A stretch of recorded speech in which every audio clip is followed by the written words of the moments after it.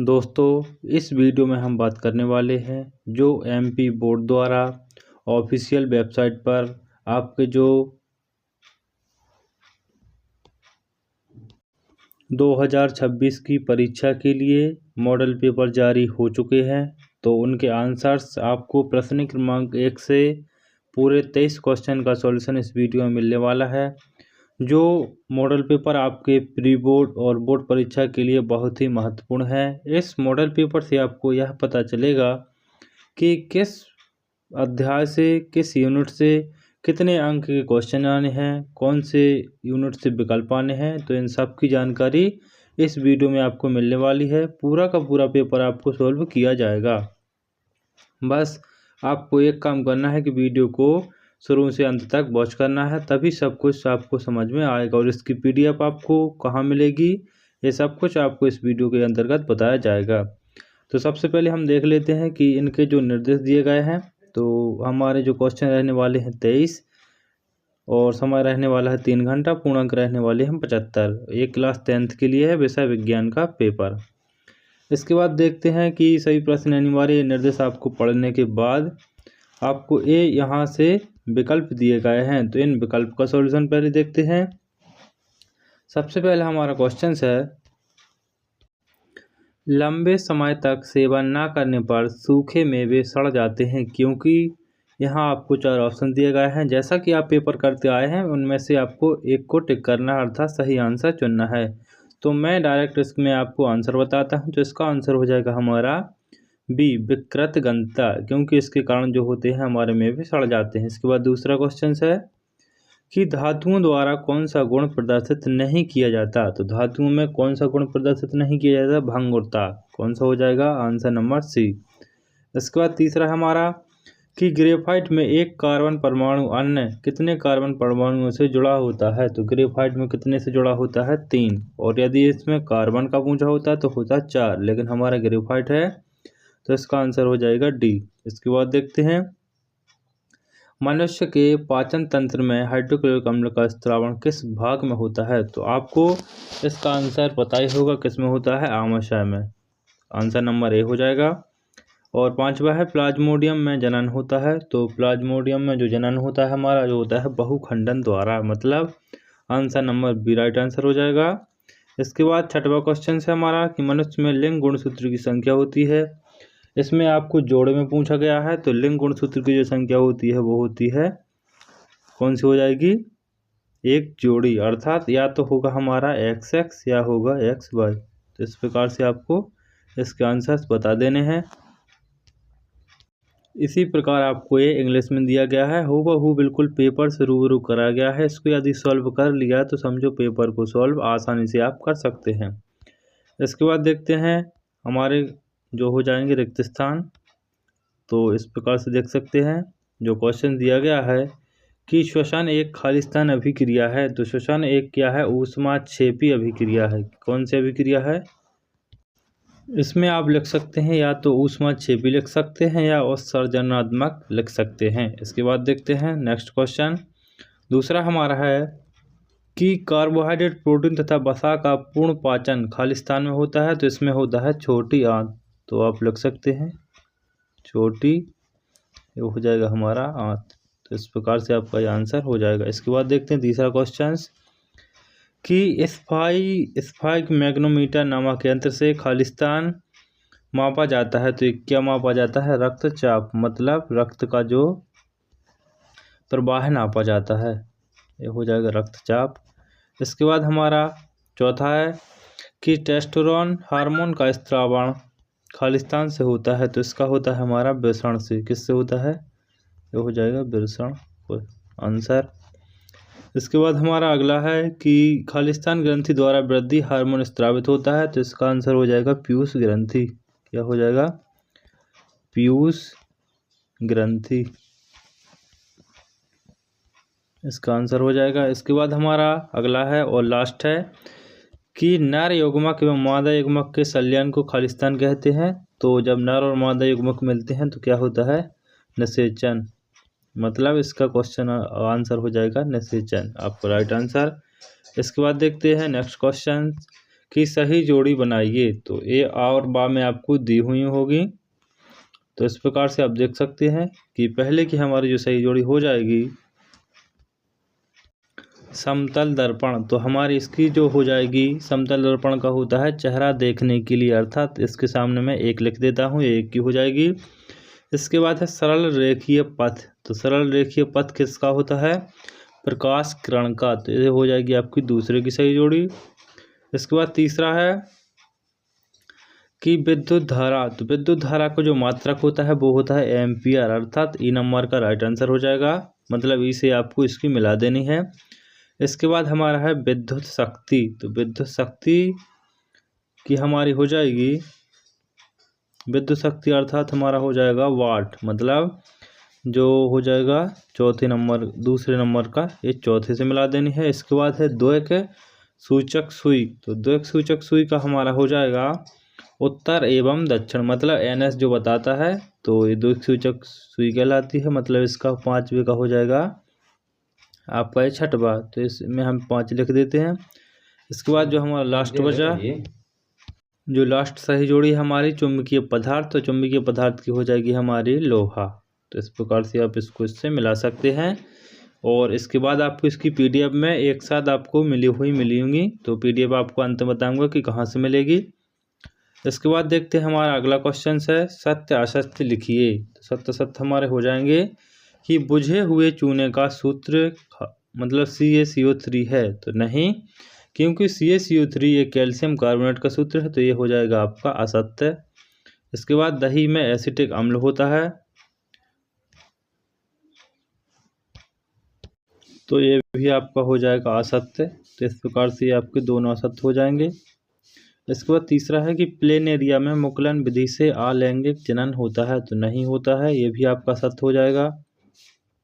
इसके बाद होता है निकटदर्शी दोष को उत्तल लेंस द्वारा संशोधित किया जाता है। तो नहीं किया जाता, क्योंकि अवतल लेंस द्वारा किया जाता है। तो इस प्रकार से आपको हो जाएगा ये भी असत्य हो जाएगा, मतलब ये चारों आपके असत्य हैं अभी तक। इसके बाद है हीरा सर्वाधिक कठोर पदार्थ है, आपका सत्य हो जाएगा। ऊर्जा का पिरामिड सदैव सीधा बनता है, ये भी आपका सत्य हो जाएगा। इस प्रकार से आपने सत्य सत्य कंप्लीट कर लिए। इसके बाद देखते हैं हम नेक्स्ट क्वेश्चन, एक शब्द और एक वाक्य में उत्तर दीजिए। तो इसका जो आंसर है थोड़ा जूम कर देता हूँ, इसके जो हो जाएगा CaOCl2 यौगिक का प्रचलित नाम लिखिए। तो जो इसका प्रचलित नाम है वो हमें लिखना है। इसका जो हमारा नाम है वो हो जाएगा व्यंजक चूर्ण। इसके बाद है दूसरा इथाइन का सामान्य सूत्र लिखिए। तो इथाइन का जो सामान्य सूत्र है इसका हो जाएगा C2H2, इसका आंसर हो जाएगा। इसके बाद हमारा तीसरा है कि पार्विक अम्ल का कोशिका में विखंडन कहाँ होता है। तो ये होता है माइटोकॉन्ड्रिया, इस पर लगा लिख सकते हैं माइटोकॉन्ड्रिया। तो आप समझ सकते हैं, मैंने बोल दिया है, आप लिख सकते हैं।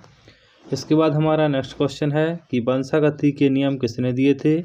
तो वंशागति के नियम दिए थे ग्रेगर जॉन मेंडल ने, अर्थात इनका जो शॉर्ट नेम है मेंडल है, ग्रेगर जॉन मेंडल। इस प्रकार से आप देख सकते हैं।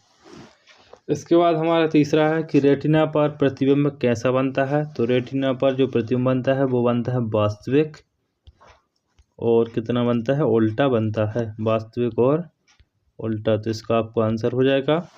इसके बाद हमारा अगला है कि विभवांतर धारा और प्रतिबिंब में संबंध लिखिए।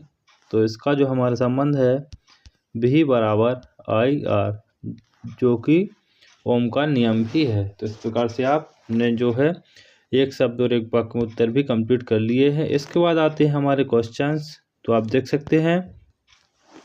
छठवां क्वेश्चन हमारा है कि धातु के साथ अम्ल की अभिक्रिया होने पर सामान्यतः निकलने वाली गैस का नाम और इसका उदाहरण लिखना है। 2 नंबर में रहने वाला है। इसके बाद इसका ये अथवा रहने वाला है। इस प्रकार से आप देख सकते हैं ये 2-2 नंबर के क्वेश्चंस है। जो हो जाएगा हमारा बेकिंग सोडा बनाने की रासायनिक समीकरण एक उपयोग लिखना है, प्लास्टर ऑफ पेरिस बनाने की। तो इन सभी के आंसर शक्यता श्रेणी, एक्वारेजिया, मेंडल के प्रभाविता नियम, मानव में बच्चे का लिंग निर्धारण। इस प्रकार से 11, 12, 13, 14, इसके बाद 15 चुंबक के कोई 2 गुण, फ्लेमिंग के बाएं हाथ का नियम और दाएं हाथ का नियम। इसके बाद पारतंत्र में अपमार्जकों की भूमिका, अपरूपता, उभयलिंगी पुष्प की संरचना को चित्र। इस प्रकार से आपको 23 क्वेश्चन यहाँ पर दिए गए हैं। तो वीडियो लंबा होने वाला है, लेकिन एक बात की गारंटी तय है कि यदि आपने एक वीडियो देख लिया तो समझो आपको दूसरा वीडियो कहीं भी जाने की ज़रूरत नहीं पड़ेगी। तो इस प्रकार से आपको इसको सॉल्यूशन की ओर लेकर चलता हूँ। तो ये रहा आपका सॉल्यूशंस। तो आपका जो फर्स्ट क्वेश्चन था वो था हमारा कि धातु के साथ अम्ल अभिक्रिया होने पर सामान्यतः निकलने वाले गैस और उसका नाम का उदाहरण लिखना है। तो इस प्रकार से आपको आंसर दिया गया है कि जब कोई अम्ल धातु से अभिक्रिया करता है तो हाइड्रोजन गैस उत्पन्न होती है। ये आपको जो है यहाँ पर चिन्ह जो अभिक्रिया दी हुई है तो आप यहाँ से देख सकते हैं। इस प्रकार से आपका यह हो जाएगा 6वें नंबर का क्वेश्चन। इसके बाद 6वें का जो 8वां नंबर का क्वेश्चन है आप देख सकते हैं। तो आप इनके स्क्रीनशॉट लेते चलिए, वरना मैं आपको PDF प्रोवाइड करवा दूंगा, तो आप वीडियो को सिर्फ वॉच करते रहिए। तो कोई धातु यौगिक इस प्रकार का आपका क्वेश्चन था। ये आपका हो जाएगा 6वें का 8वां नंबर। तो आपको सभी क्वेश्चन कंप्लीट करने हैं। इसके 8वां का हो जाएगा। इस प्रकार से आपको रिएक्शन देख लेनी है। इसके बाद देखते हैं 7वें नंबर का क्वेश्चन। ये हो जाएगा हमारा 7वें नंबर का क्वेश्चन कि बेकिंग सोडा अर्थात खाने का सोडा बनाने का रासायनिक समीकरण एक उपयोग। तो आपको ये बनाने की विधि लिख देनी है और इसका जो उपयोग है वो उपयोग मैं आपको बताता हूँ। तो इसका उपयोग हो जाएगा हमारा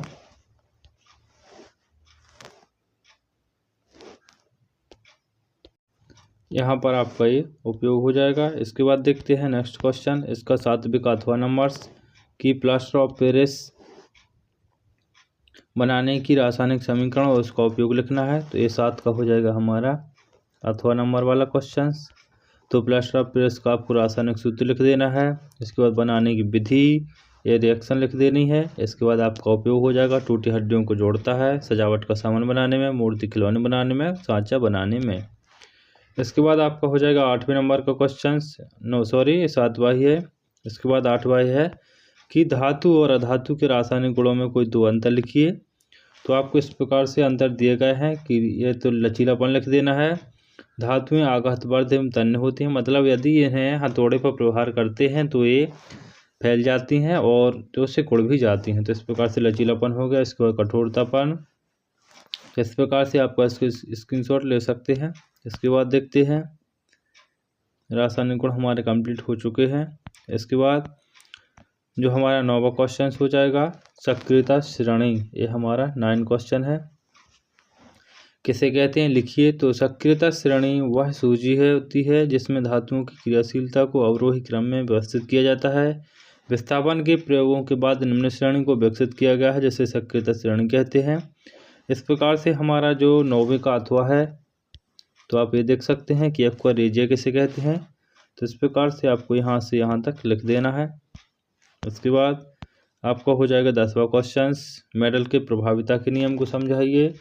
तो आपको ये यहाँ से यहाँ तक लिख देना है कि जब शुद्ध लंबे तथा शुद्ध बौने पौधों के बीच संकरण कराया जाता है तो प्रथम संतति पन में विपरीत लक्षणों में से केवल एक लक्षण या लंबपन दिखाई देता है, दूसरा बौनापन छिपा रहता है। और जब दूसरी बार कराया जाता है तो दोनों लक्षण दिखाई देते हैं। तो इसे मेटल का प्रभाविता नियम कहते हैं।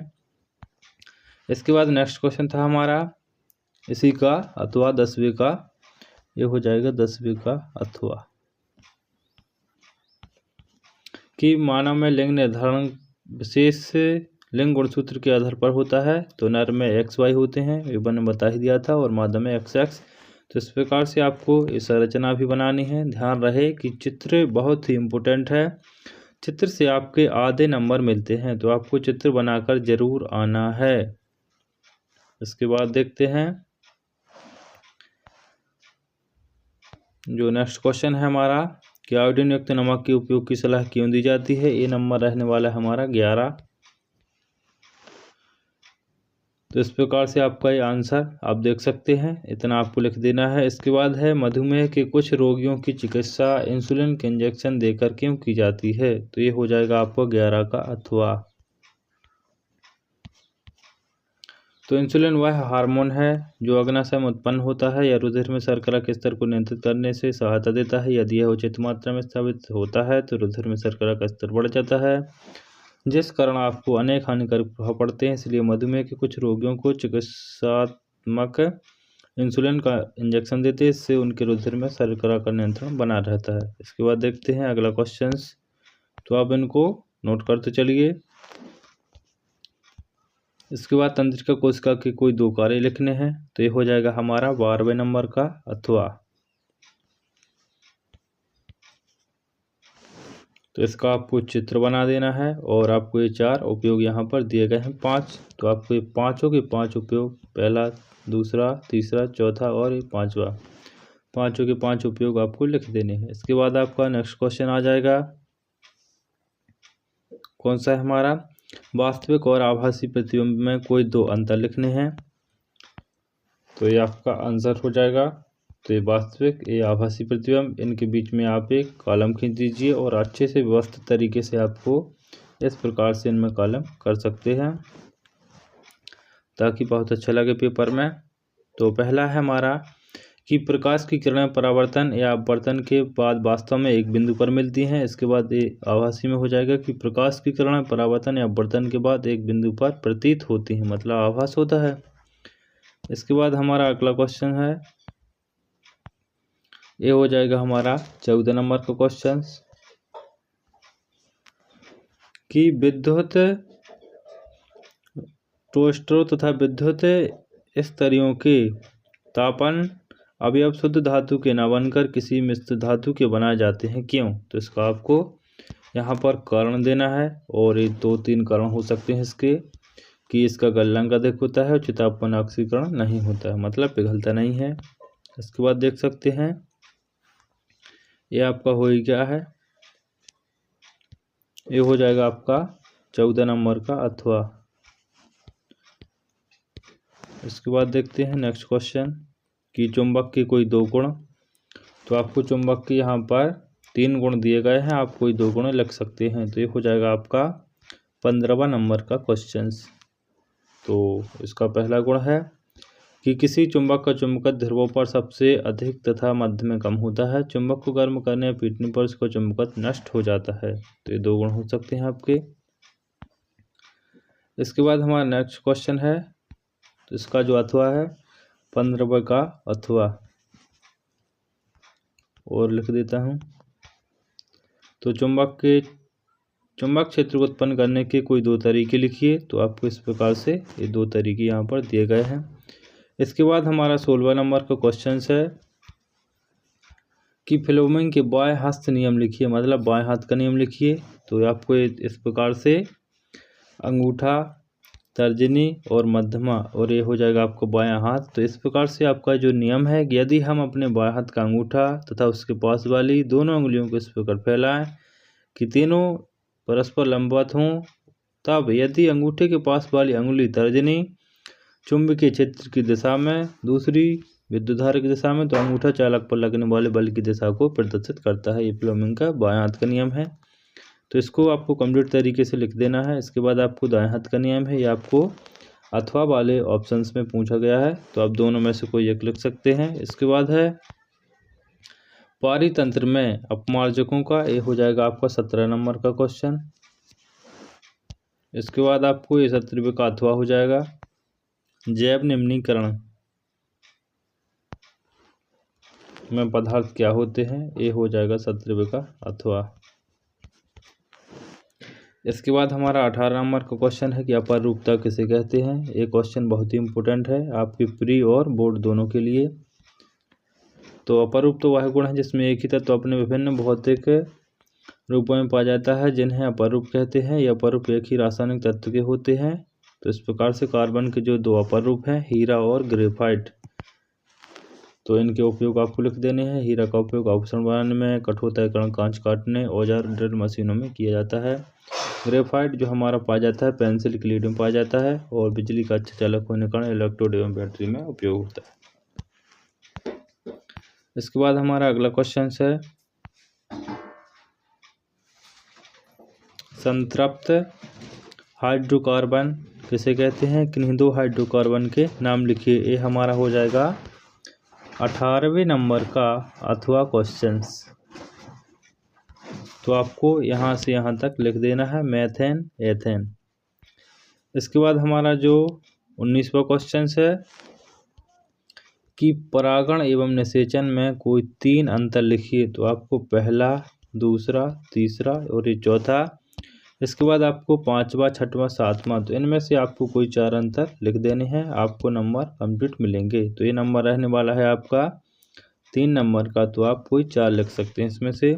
इसके बाद है अगला जो क्वेश्चन है हमारा, स्वपरागण और परपरागण में आप अंतर लिख सकते हैं। तो इसमें से भी आप कोई 3 लिख दीजिए। इसके बाद हमारा अगला क्वेश्चन है कि तारे क्यों टिमटिमाते हैं, कारण लिखना है। तो ये हमारा हो जाएगा 3 नंबर में क्वेश्चन है और ये हो जाएगा 20 नंबर वाला क्वेश्चन। इसके बाद आपका नेक्स्ट क्वेश्चन है, तो इतना आपको अंतर लिख देना है, तारे टिमटिमाते क्यों हैं। इसके बाद अगला क्वेश्चन है हमारा कि स्वच्छ आकाश नीले रंग का क्यों दिखाई देता है, इसका कारण लिखना है। तो ये आपका हो जाएगा 20वें नंबर का अथवा, तो इसका आंसर आप लिख सकते हैं। इसके बाद आपको रिएक्शन दी गई हैं, ये 4 नंबर में क्वेश्चन आने वाला है आपका।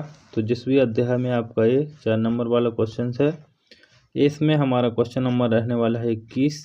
तो इस प्रकार से आपको ये 4 रिएक्शन दी हुई हैं, इनको संतुलित करना है। तो नीचे आप आंसर देख सकते हैं, इस प्रकार से आपको इसमें संतुलन करना है। तो इसकी वीडियोस में आपको अलग से संतुलन करके बताऊंगा। तो यदि आप इसका सॉल्यूशन चाहते हैं तो कमेंट बॉक्स में एस लिख कर भेजिए। इसके बाद अगला क्वेश्चन है हमारा 22वें नंबर का कि मनुष्य की आहार नाल का नामांकित चित्र बनाइए। तो आप इस प्रकार से हिंदी में आप चाहें तो इंग्लिश में भी नामांकन कर सकते हैं। इस प्रकार से मुखबहा, ग्रसनी, ग्रसिका, आमाशय, इस प्रकार से आप कुछ 8 या 10 नामांकित कर देते हैं तो आपको पूरे 4 नंबर आपको मिल सकते हैं। तो इस प्रकार से आपको ये चित्र अच्छे से सीख लेना है। तो इसके बाद हमारा अगला क्वेश्चन है 22वें नंबर का अथवा, यदि आपको चित्र बनाते नहीं बनता है तो इसका आंसर है कि ऑक्सीजन अनऑक्सीजन में कोई 4 अंतर लिख सकते हैं। तो इस प्रकार से आपको ये ऑक्सीजन हो जाएगा हमारा, यहाँ से यहाँ तक कंप्लीट करके लिख देना है। इसके बाद अनऑक्सीजन हो जाएगा। तो इस प्रकार से आपको यदि आप चित्र नहीं बनाते हैं तो इसका आंसर भी आपको कंप्लीट करना है। इसके बाद जो हमारा नेक्स्ट क्वेश्चन है कि निम्नलिखित स्थितियों में प्रयुक्त दर्पण कौन सा होगा और उपयोग किया गया जाता है, कारण लिखिए। तो इस प्रकार से हमारा जो आंसर रहने वाला है 23 नंबर का क्वेश्चन था हमारा ये। तो प्रयुक्त दर्पण हमारा हो जाएगा अवतल। सबसे पहले आपको हेडिंग डालनी है। इसके बाद आपको इसके कारण लिखनी है। तो सौरदीप लिखना है, सौरभट्टी लिखना है। तो इस प्रकार से सौरभट्टी का जो आपका क्वेश्चन है कि प्रयुक्त दर्पण अवतल हो जाएगा। और इसका जो हमारा काम है, क्या काम है कि सूर्य की प्रकाश किरण अवतल दर्पण पर गिरकर फोकस एकत्रित और उसी स्थान पर अत्यधिक ताप उत्पन्न होता है, जिससे पदार्थ आसानी से गर्म या पिघलाए जा सकते हैं। तो इस प्रकार से आपका ये क्लास 10th का जो विषय विज्ञान का मॉडल पेपर था, मैंने फुल सॉल्यूशन के साथ आपको बताया है। तो इस वीडियोस के डिस्क्रिप्शन में टेलीग्राम ग्रुप की लिंक दी हुई है, तो वहां पर आप ज्वाइन हो जाइए और संपूर्ण PDF आपको 1 क्लिक के माध्यम से प्राप्त हो जाएगी। इस वीडियो को ज़्यादा से ज़्यादा अपने सभी दोस्तों में शेयर करें, लाइक करें, क्योंकि दोस्तों वीडियो बनाने में बहुत मेहनत लगती है और आपको एक ही वीडियो में फुल सॉल्यूशन उपलब्ध कराना बहुत ही मेहनत का काम होता है। तो इसलिए वीडियोस को लाइक, चैनल को सब्सक्राइब करें, ताकि आपके सभी विषय के जो आपके मॉडल पेपर जारी हुई है उन सभी का सॉल्यूशन लाने का प्रयास मैं कंटिन्यू कर रहा हूं। तो चैनल को सब्सक्राइब करके रखें और वीडियोस को लाइक ज़रूर करें। इसके बाद आपको किस विषय का चाहिए तो आप कमेंट में लिख सकते हैं, उसी विषय पर आपको आपकी कमांड के आधार पर वीडियोस मिल जाएगी। तो आप इसके सॉल्यूशन की PDF आपको डिस्क्रिप्शन बॉक्स में लिंक दी हुई है, वहाँ से डाउनलोड कर लेनी है। तो वीडियो कैसा लगा कमेंट बॉक्स में ज़रूर बताएं। वीडियो देखने के लिए धन्यवाद। मिलते हैं नेक्स्ट वीडियो में, तब तक के लिए आप अपने जो साथ में आप संपूर्ण विषय की तैयारी कर रहे हैं उस पर ध्यान दीजिए। और इन प्रश्नों को आपको ये बात ध्यान रखनी है, आपका ये प्री बोर्ड और बोर्ड दोनों के लिए बहुत ही इम्पोर्टेंट जो है मॉडल्स पेपर हैं, क्योंकि ये बोर्ड ने खुद जारी किए हैं। तो इस प्रकार से आपको ये अनुमान लग जाएगा कि किस प्रकार से पेपर आने वाला है। मिलते हैं नेक्स्ट वीडियो में, धन्यवाद।